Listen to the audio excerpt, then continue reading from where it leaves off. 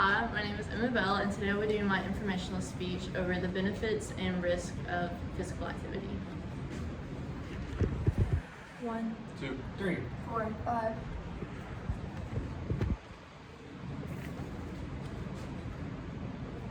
What is something we do almost every single day?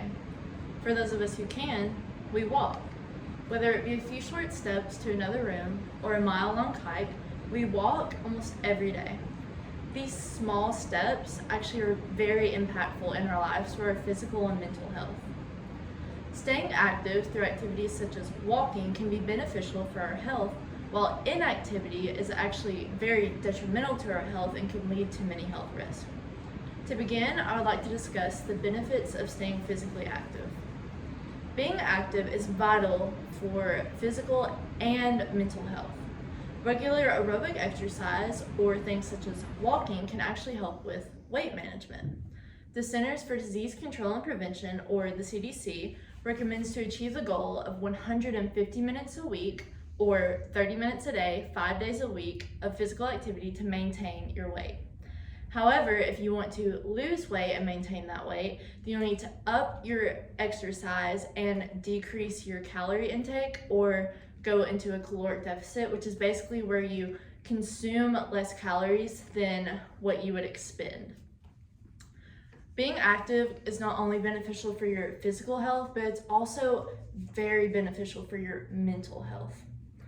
For children, the CDC says that benefits improved thinking and cognition for children 6 to 13 years old, and less feelings of short-term anxiety for adults.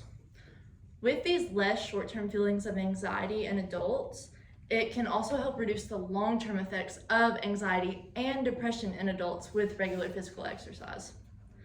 Physical exercise also improves brain function, things such as judgment skills, critical thinking skills, and learning skills. Lastly, physical activity can actually help kids and adults with their sleep cycles. Staying regularly active can actually help your sleep cycle and how you go to sleep and when you go to sleep. And with having a regular sleep cycle, it'll actually help your mental health and physical activity in your day-to-day routines. In addition to these physical and mental health benefits, physical activity also helps with the risk of preventing further diseases. It reduces the risk of cardiovascular disease, diabetes, and some cancers. Regular exercise actually helps reduce blood pressure levels and cholesterol levels, which are essential for optimal heart health, which goes back into that cardiovascular disease. Now that you know more about the benefits of physical activity, I will introduce the risk of not being physically active. Inactivity can actually lead to many long-term and short-term health risks. And for one of those, heart disease is a very common risk of people who are inactive. According to the CDC, physical inactivity actually increases your likelihood of developing other heart disease risks like obesity, high blood pressure, high blood cholesterol, and type 2 diabetes. Even seemingly healthy people, if they are inactive, it can still increase their blood pressure and cholesterol levels, which again can increase the risk of developing these cardiovascular diseases and just heart issues. Leading a stagnant life can also increase your risk for type 2 diabetes, which I discussed just a bit ago. Physical activity actually helps control your blood sugar and glucose levels and your weight, blood pressure, and it actually increases your good cholesterol levels and lowers your bad cholesterol levels. However, significant inactivity will increase all these levels and increase your risk of developing type 2 diabetes. Regular movement has actually been shown to decrease cancer risk. Likewise, staying inactive and leading a stagnant life will increase these cancer risks. The National Cancer Institute, or NCI, reports that an increased sedentary levels or inactivity are actually a big risk for numerous cancers and premature death. The NCI declares that routinely participating in physical activity, like walking, can actually decrease hormone levels, which are a big indicator in cancer.